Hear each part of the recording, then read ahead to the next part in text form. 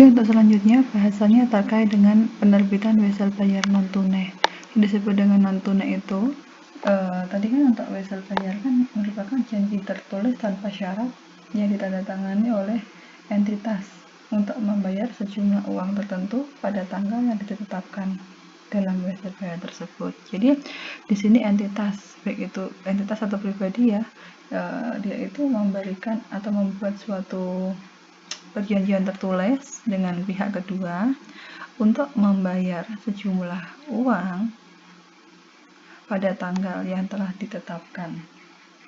Jadi di sini bukan hanya untuk weselnya, untuk pembayarannya itu dia menerima bukan hanya dalam bentuk uang tunai, tetapi yang diterima itu bisa barang atau jasa. Jadi penerbitan secara non tunai. Maka kalau misalkan dari entitas itu menerimanya dalam bentuk barang dan jasa, maka wesel bayar itu dicatat sebesar nilai wajar barang atau jasa. Atau berapa sih nilai dari barang atau jasa yang diterima ini pada saat sekarang. Jadi yang digunakan itu mana yang lebih rendah, mana yang lebih andal, itu antara nilai kini atau bunga pasarnya. Maka jika nilai nominalnya lebih atau berbeda dengan nilai pasarnya, maka itu nanti akan mengakibatkan adanya diskonto atau premium.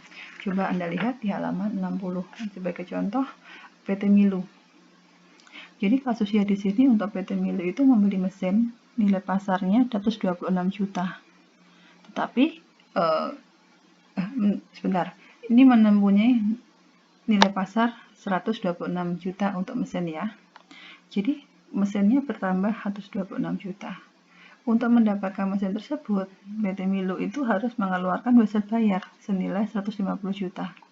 Nih wesel bayarnya. Maka di sini ada selisih. Jadi nilai nominalnya berapa? Nilai nominal dari wesel bayar kan 150 juta. Lebih besar daripada nilai pasarnya.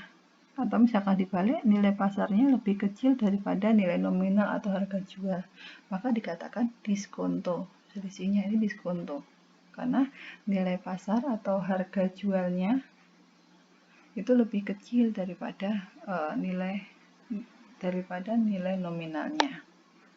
Oke, untuk selanjutnya penerbitan secara tunai dengan hak tertentu. Langsung aja ke contohnya di sini.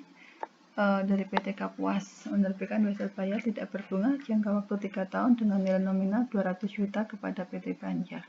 Ini kasusnya seperti yang sebelumnya. Jadi pertama Anda menghitung nilai kininya. Itu yang diterima nilai nominalnya 200 juta. Kalau saya tidak menggunakan ini ya, langsung dengan tabel aja. Kita lihat 8% dengan jangka waktu 3 tahun. Tabelnya menggunakan tabel present value interest factor. Nih 8%. Jangka waktunya 3 tahun. 0,798 938 dikali dengan 200 juta. Oke. 158.760. Sama nggak? Sama. 158.760 ini di pembulatan aja. Diskonto wesel bayarnya 200 juta dikurangi 158.766.448. Jadi senilai 41232. Ini selisih antara nilai kini dengan diskonto wesel bayar. Jadi untuk nilai dari weselnya kan 200 juta. Nilai pasarnya itu 158.766. Jadi nilai pasarnya itu kan lebih kecil daripada nilai nominalnya. Maka dikatakan diskonto. Jadi kasihan yang harus diterima 200 juta, diskonto wesel bayarnya sebesar selisihnya berapa ini? 1233552. Kreditnya wesel bayar pada pendapatan diterima di muka sebesar diskontonya. Maka untuk selanjutnya, untuk diskonto diamortisasi menggunakan tingkat bunga 8%. Nih. Jadi untuk penjualan yang diakui di tahun pertama yaitu sebesar 13.744.517 itu diperoleh dari besarnya diskonto tadi dikalikan dengan 250 ya, dibagi dengan 750. 750 itu diperoleh dari mana? Diperoleh dari hutang banknya 750. Jadi kan tadi 250 kan, 250 di sini untuk menjual barang dagangan senilai 750. Jadi 250 bagi 750.